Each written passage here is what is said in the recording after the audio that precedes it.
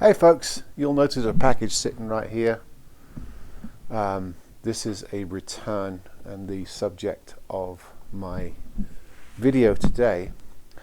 Not a return of anything I sold.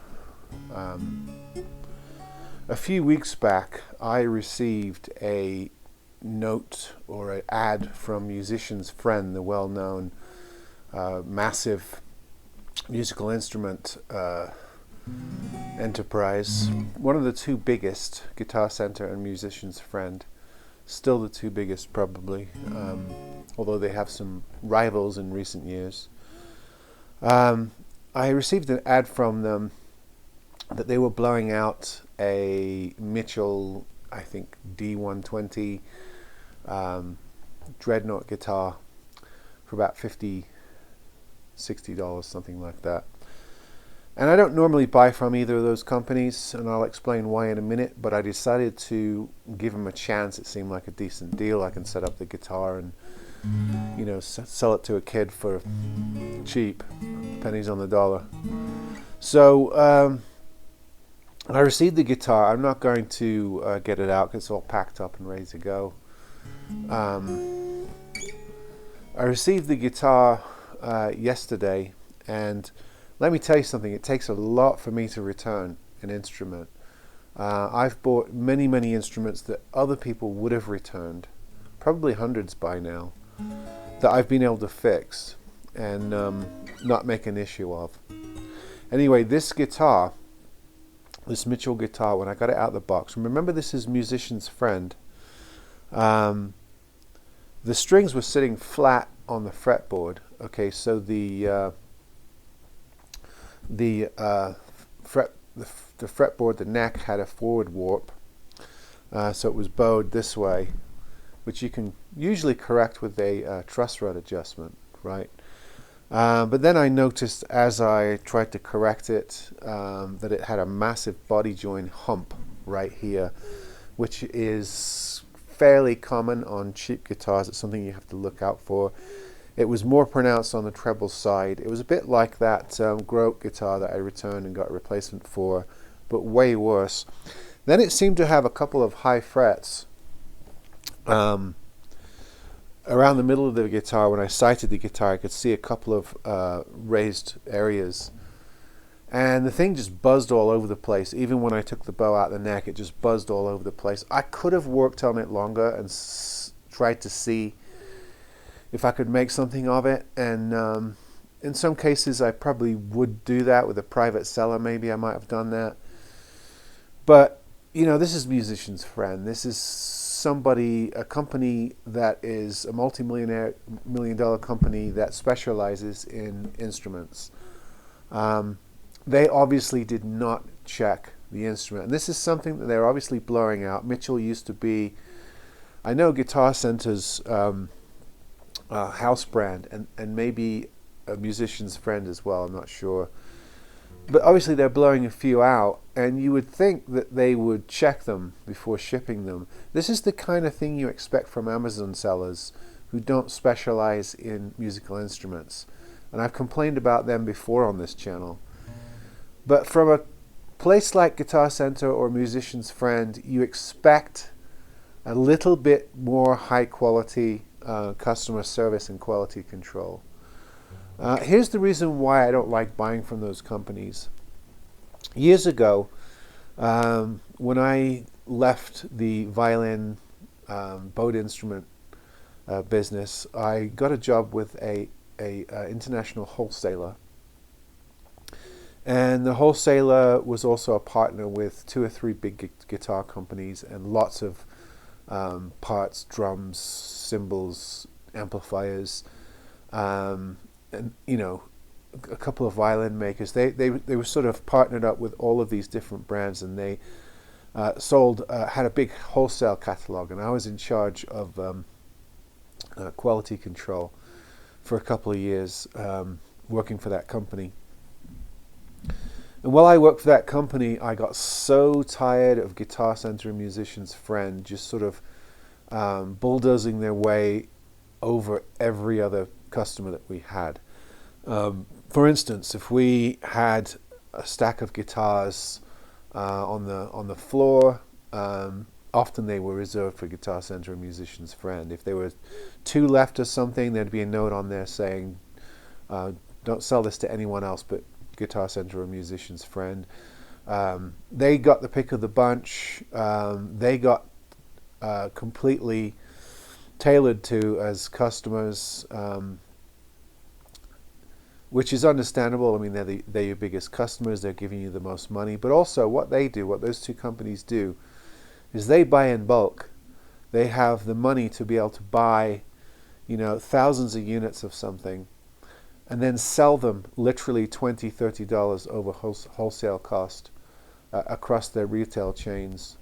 And what that did in that period, and I worked there around 2000, what that did is effectively force all of the small mom and pop, small brick and mortar music shops out of business. Nobody could compete with Guitar Center and Musician's Friend. It was the Walmartization of the music industry, and I was right there in it while it happened. And it used to annoy me that a small struggling music store would put an order in for something and we couldn't fill the order because Guitar Center and Musician's Friend always got the first cut of everything. So I learned to really despise them, and I vowed never to shop with them. I broke my vow in recently accepting this sale offer to buy a guitar for $60 shipped that I wanted to check out.